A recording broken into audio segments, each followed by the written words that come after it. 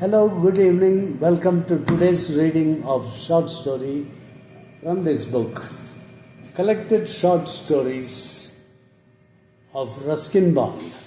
And today's story is headed The Last Truck Ride. I may have read it earlier, doesn't matter. These are just ad hoc tales with the background of the foothills of the Himalayas, the lower mountains, and even a little higher up into the hill stations of Shimla, etc. Now this starts The Last Truck Ride. A horn blared, shattering the silence of the mountains, and a truck came round the bend in the road.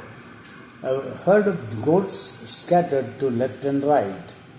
The goat herds cursed as a cloud of dust enveloped them, and then the truck had left them behind and was rattling along the stony, unpaved hill road.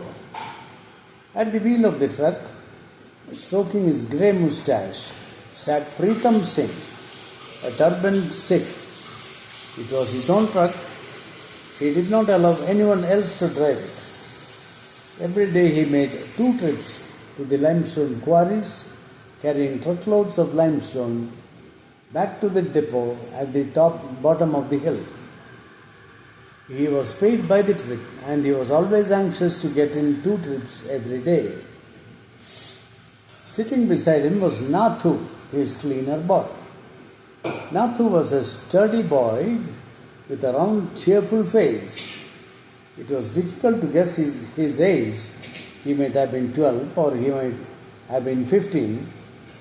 He did not do it himself, since no one in the village had troubled to record his birthday.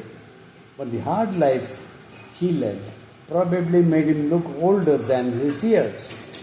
He belonged to the hills, but his village was far away on the next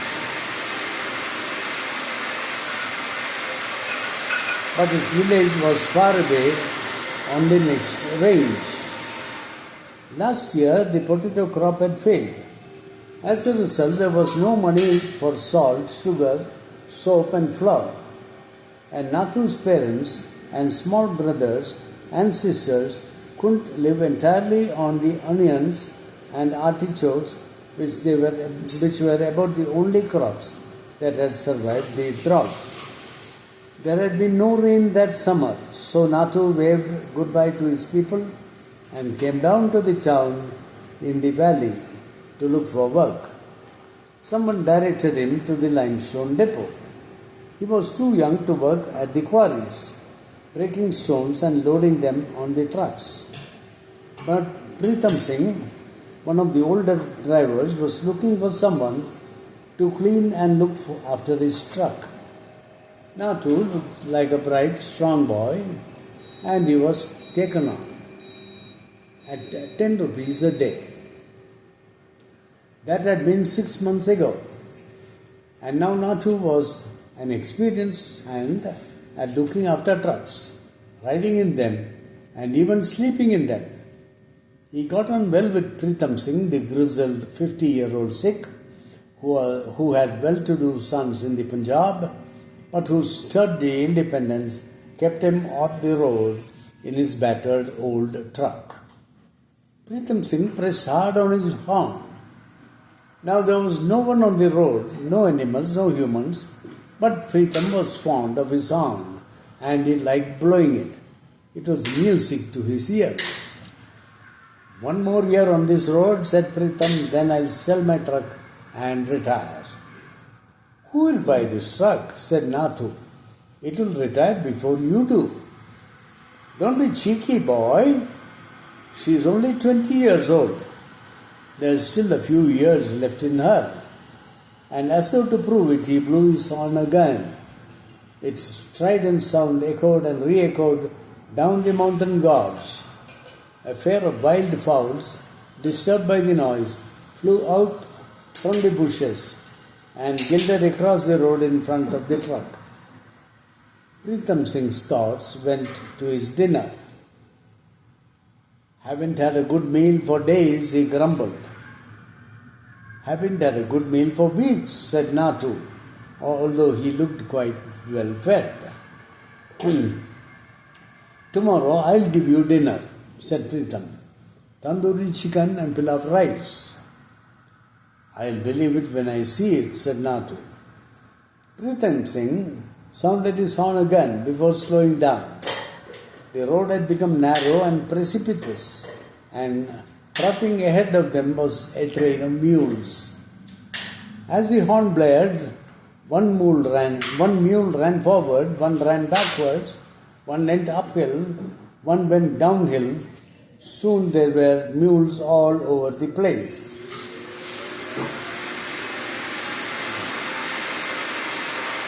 You can never tell with mules, said Pritam, after he had left them behind. The hills were bare and dry. Much of the forest had long since disappeared. Just a few scraggy old oaks still grew on the steep hillside. This particular range was rich in limestone, and the hills were scarred by quarrying. Are your hills as bare as these? Asked Pritam. No, they have not started blasting there yet, said Nathu. We still have a few trees, and there is a walnut tree in front of our house which gives us 2 baskets of walnuts every year. And do you have water? There is a stream at the bottom of the hill, but for the fields we have to depend on the rainfall, and there was no rain last year. It will rain soon, said Pritam. I can smell the rain. It is coming from the north. It will settle the dust, said Nathu. The dust was everywhere. The truck was full of it, the leaves of the shrubs and the few trees were thick with it. Nathu could feel the dust near his eyelids and on his lips. As they approached the quarries, the dust increased. But it was a different kind of dust now, whiter, stinging the eyes, irritating the nostrils. Limestone dust hanging in the air. The blasting was in progress. Pritam Singh brought the truck to a halt. Let us wait a bit, he said. They sat in silence, staring through the windscreen at the scarred cliffs about 100 yards down the road. There were no signs of life around them. Suddenly the hillside blossomed outwards, followed by a sharp crack of explosives. Earth and rock hurtled down the hillside. Nathu watched in awe as shrubs and small trees were flung into the air. It always frightened him, not so much the sight of the rocks bursting asunder, but the trees being flung aside and destroyed. He thought of his own trees at home, the walnut, the pines, and wondered if one day they would suffer the same fate, and whether the mountains would all become a desert like this particular range. No trees, no grass, no water, only the choking dust of the limestone quarries. Pritam Singh pressed hard on his horn again to let the people at the site know he was coming. Soon they were parked outside a small shed where the contractor and the overseer were sipping cups of tea. A short distance away, some labourers were hammering at chunks of rock, breaking them up into manageable blocks. A pile of stones stood ready for loading, while the rock that had just been blasted lay scattered about the hillside. Come and have a cup of tea, called out the contractor. Get on with the loading, said Pritam. I can't hang about all afternoon. There's another trip to make and it gets dark early these days. But he sat down on the bench and ordered 2 cups of tea from the stall owner. The overseer strolled over to the group of labourers and told them to start loading. Nathu let down the grid at the back of the truck. Natu stood back while the men loaded the truck with limestone rocks. He was glad that he was chubby. Thin people seemed to feel the cold much more. Like the contractor, a skinny fellow who was shivering in his expensive overcoat. To keep himself warm, Natu began helping the laborers with the loading. "Don't expect to be paid for that," said the contractor, for whom every extra paisa spent was a paisa off from his profits. "Don't worry," said Natu. "I don't work for contractors. I work for Pritam Singh." "That's right," called out Pritam, "and mind what you say to Natu. He is nobody's servant." It took them almost an hour to fill the truck with stones. The contractor wasn't happy until there was no space left for a single stone. Then 4 of the 6 laborers climbed on the pile of stones. They would ride back to the depot on the truck. The contractor, his overseer, and the others would follow by jeep. "Let's go," said Pritam, getting behind the steering wheel. "I want to be back here and then home by 8 o'clock. I am going to a marriage party tonight." Natu jumped in beside him, banging his door shut. It never closed properly unless it was slammed really hard, but it opened at a touch. Pritam always joked that his truck was held together with sellotape. He was in good spirits. He started his engine, blew his horn, and burst into a song as the truck started on the return journey. The laborers were singing too as the truck swung round sharp bends of the winding mountain road. Natu was feeling quite dizzy. The door beside him rattled on its hinges. "Not so fast," he said. "Oh," said Pritam, "and since when did you become nervous about fast driving?"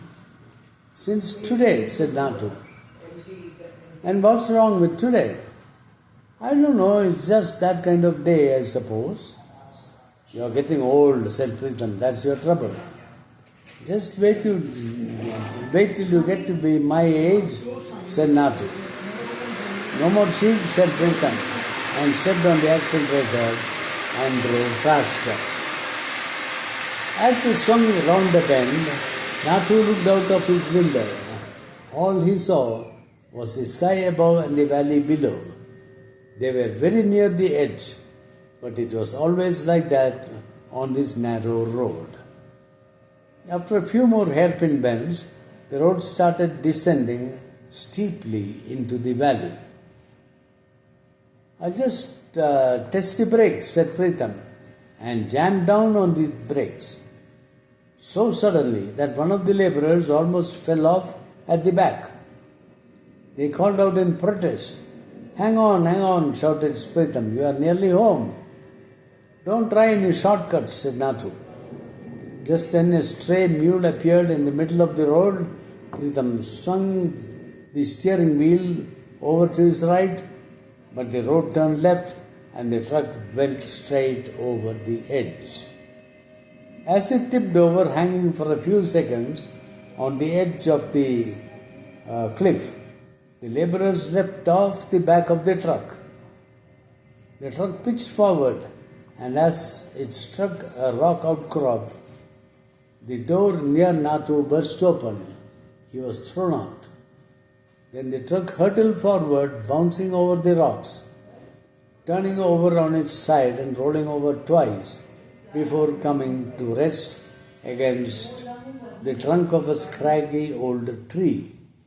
Had it missed the tree, the truck would have plunged a few 100 feet down to the bottom of the gorge. 2 laborers sat on the hillside, stunned and badly shaken. The other 2 had picked themselves up and were running back to the quarry for help. Natu had landed on a bed of nettles. He was smarting all over, but he wasn't really hurt. His first impulse was to get up and run back with the laborers.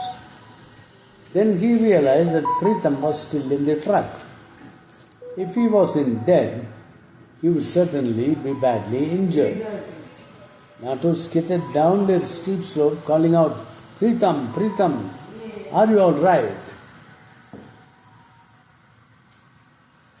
There was no answer. Then he saw Pritam's arm and half his body jutting out of the open door of the truck. It was a strange position to be in and half out. When Natu came nearer, he saw Pritam was jammed in the driver's seat, held there by the steering wheel which was pressed hard against his chest. Natu thought he was dead, but as he was about to turn away and clamber back up the hill, he saw Pritam open one blackened, swollen eye. It looked straight up at Natu. "Are you alive?" whispered Natu, terrified. "What do you think?" muttered Pritam. "What do you think?" He closed his eye again. When the contractor and his men arrived, it took them almost 1 hour to get Pritam Singh out of the wreckage of his truck, and another 1 hour to get him to the hospital in the town. He had a broken collarbone, a dislocated shoulder, and several fractured ribs. But the doctor said he was repairable, which was more than could be said about the truck. "The truck is finished," said Pritam, when Natu came to see him a few days later. "Now I'll have to go home and live with my sons. But you can work on another truck." "No," said Natu, "I am going home too." "And what will you do there?" "I'll work on the land. It's better to grow things on the land than to blast things out of it." They were silent for some time. "Do you know something?" said Pritam finally. "But for that tree, the truck would have ended up at the bottom of the hill, and I wouldn't be here, all bandaged up and talking to you. It was the tree that saved me. Remember that, boy?" "I'll remember," said Natu. So that is one part of that dust on the hills. It shows the picture of the hills, the greenery being destroyed by blasting because they were looking to bring the limestone out from inside the hills for being sold. So there ends that chapter. Now we are starting the next one, which says "Dust on the Mountain." It's very much the same scenery continuing. Winter came and went without so much as a drizzle. The hillside was brown all summer and the fields were bare. The old plough that was dragged over the hard ground by Vishnu's lean oxen made hardly any impression. Still Vishnu kept his seeds ready for sowing. A good monsoon, and there would be plenty of maize and rice to see the family through the next winter. See how perilous was their living. They had the seeds saved. They can't eat it because if they eat, they won't have any seed to sow for the next season. When the rains come, they would sow it, and then they will have the harvest in another few months. But if they ate the seeds, they won't have harvest. So their next year will be completely finished. So they had to hold on to the seeds and start so they can eat the next year. That was a very difficult situation. They passed through this every year, year after year.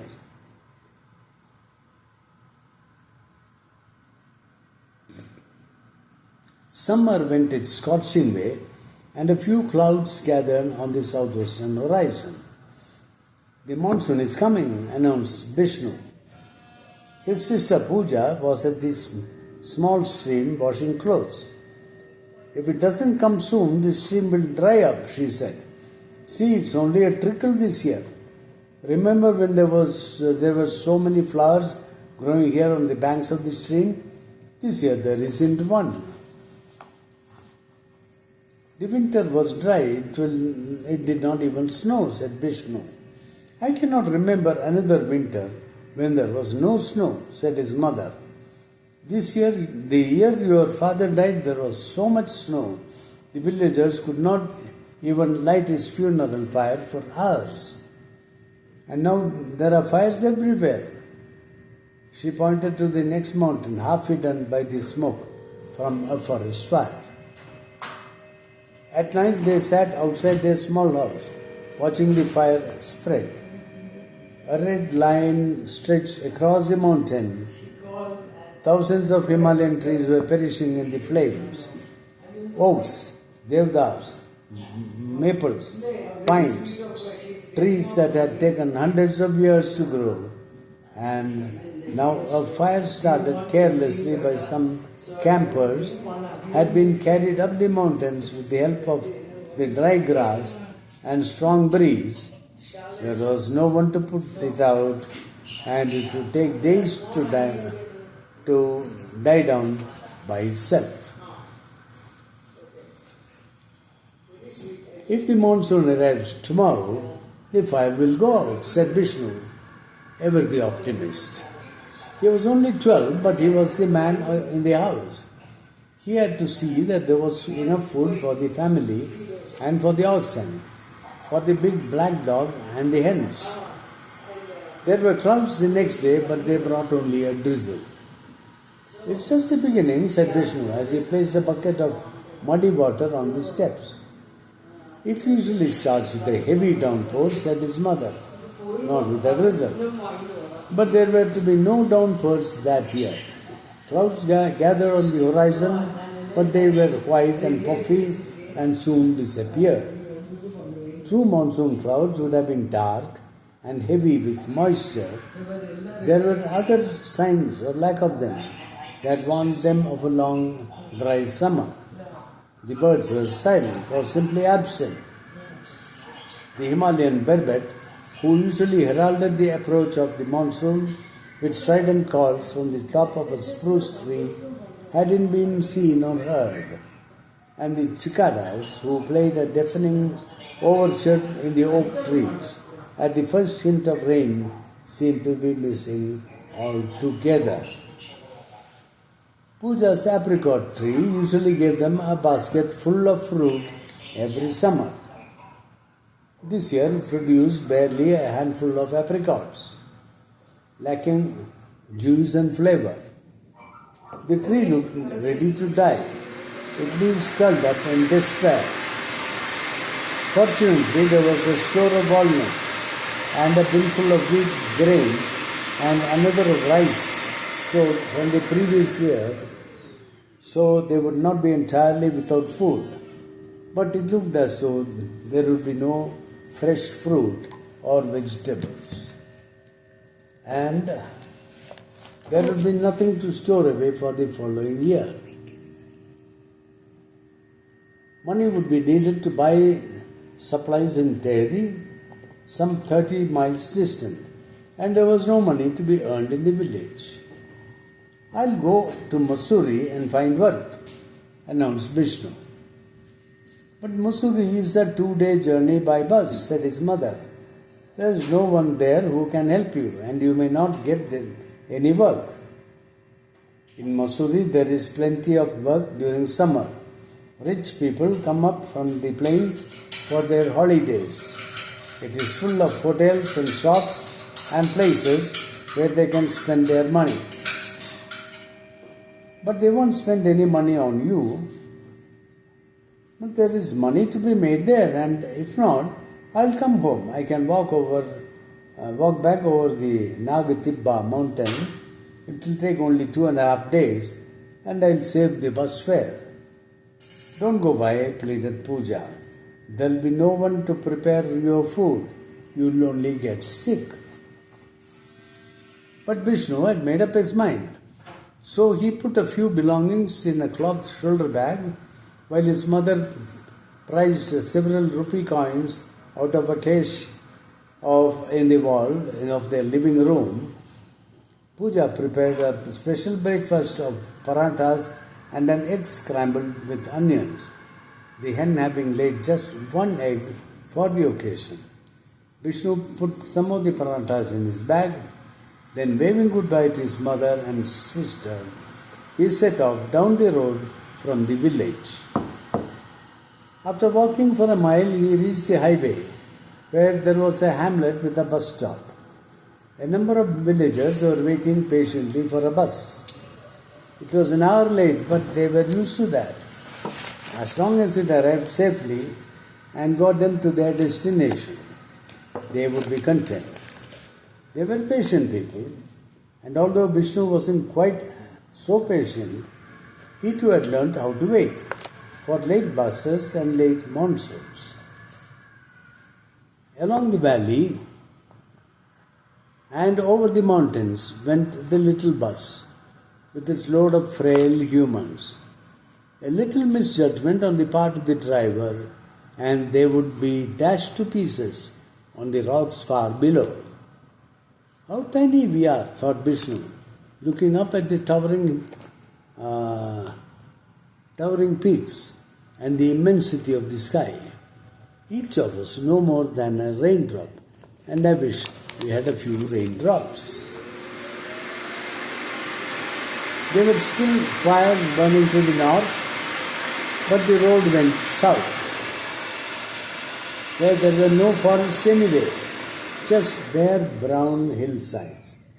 Down near the river there were small paddy fields, but unfortunately rivers ran downhill and not uphill, and there was no inexpensive way in which the water could be brought up the steep slopes to the fields that depended on the rainfall. Vishnu stared out the bus window at the river running far below. On either bank, huge boulders lay exposed, for the level of the water had fallen considerably during the past few months. "Why are there no trees here?" he asked aloud, and received the attention of a fellow passenger, an old man in the next seat who had been keeping up a relentless dry coughing. Even though it was a warm day, he wore a woolen cap and had an old muffler wrapped around his neck. "There were trees here once," the old man said, "but the contractors took the devdas for furniture and houses, and the pines were tapped to death for resin, and the oaks were stripped of their leaves to feed the cattle." You can still see a few skeletons if you look hard, and the bushes that remained were finished off by the goats. "When did all this happen?" asked Vishnu. "A few years ago, and it's still happening in other areas, although it's forbidden now to cut trees. The only forests that remain are in remote places where there are no roads." A fit of coughing came over him, but he had found a good listener and was eager to continue. "The road helps you and me to get about, but it also makes it easier for others to do mischief. Rich men from the cities come here and buy up what they want. They buy up the land, the trees, the people." "What takes you to Mussoorie, uncle?" asked Vishnu politely. It was polite to address elderly people as uncle or aunt. "I have a cough that won't go away. Perhaps they can do something for it at the hospital in Mussoorie. Doctors don't like coming to the villages, you know. There's no money to be made in the villages, so we must go to the doctors in the towns. I had a brother who could not be cured in Mussoorie. They told him to go to Delhi. He sold his buffaloes and went to Delhi. But there they told him it was too late to do anything. He died on the way back. I won't go to Delhi. I don't wish to die among strangers." "You'll get well, uncle, don't worry," said Vishnu. "Bless you for saying so, son. And you, what takes you to the big city?" "I'm looking for work. We need money at home."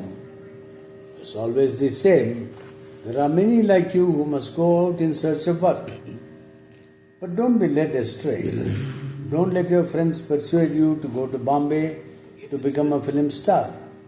It is better to be hungry in your village than to be hungry on the streets of Bombay. I had a nephew who went to Bombay. The smugglers put him to work selling opium, and now he is in jail. Keep away from the big cities, boy. Earn your money and go home. I'll do that, uncle. My mother and sister will expect me to return before the summer season is over. The old man nodded vigorously and began coughing again. Presently he dozed off. The interior of the bus smelt of tobacco, smoke, and petrol fumes, and as a result, Vishnu had a headache. He kept his face near the open window to get as much fresh air as possible, but the dust kept getting into his mouth and eyes. I can stop any point. Several dusty hours later, the bus got into Missouri, honking its horn furiously at everything in sight. The passengers, looking dazed, got down and went their different ways. The old man trudged off to the hospital. Vishnu had to start looking for a job straight away. He needed a lodging for the night, and he could not afford even the cheapest of hotels. So he went from one shop to another and to all the little restaurants and eating places.